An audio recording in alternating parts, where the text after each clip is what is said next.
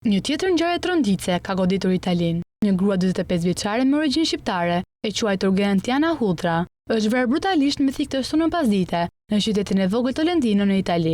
Sulmi ndodhi në mënyrë të papritur në një nga zonat më të populluara të qytetit, në rrugën Viale Beneducci, ku gruaja u godit disa herë me një thikë kuzhine para syve të kalimtarëve të tronditur. Autori i dyshuar i krimit është ish burri i saj, një 55 vjeçar gjithashtu me origjinë shqiptare, i cili nuk tentoi të arratisej pas sulmit. Ai u gjet nga karabinierët i ulur në një stol pranë vendngjarjes, në gjendje të hutuar dhe pa rezistuar arrestimit. Ngjarja ndodhi në orët e vona të pasdites, në një zonë të frekuentuar nga qytetarët. Dëshmitarët okular tregojnë se gjithçka ndodhi në pak sekonda. Gruaja u qollua në trotuar me disa goditje thike, dhe pavarësisht britmave të saj dhe reagimit të menjëhershëm të kalimtarëve, ndihma mjekësore nuk mundi të bëjë asgjë për ta shpëtuar jetën e saj. Shërbimet e emergjencës konfirmuan vdekjen në vend, ndërsa policia nisi menjëherë hetimet për të zbardhur dinamikën e plotë të krimit. Viktima kishte jetuar për disa vitesh në Tolentino dhe ishte nënë e 2 fëmijëve të rritur, 21 dhe 23 vjet, që e kishte nga martesa me autorin e dyshuar. Çifti ishte ndarë për 3 vitesh dhe deri më tani nuk janë raportuar episode të mëparshme dhune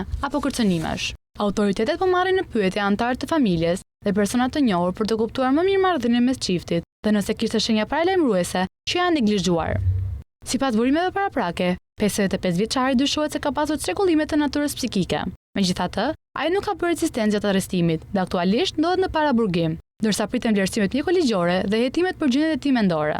Ngjarja kanë tronditur komunitetin vendas dhe kanë nxitur reagime të forta në mediat italiane, se në komunitetin shqiptar në rajon, duke rihapur debatin mbi dhunën ndaj grave dhe nevojën për masa parandaluese më efikase.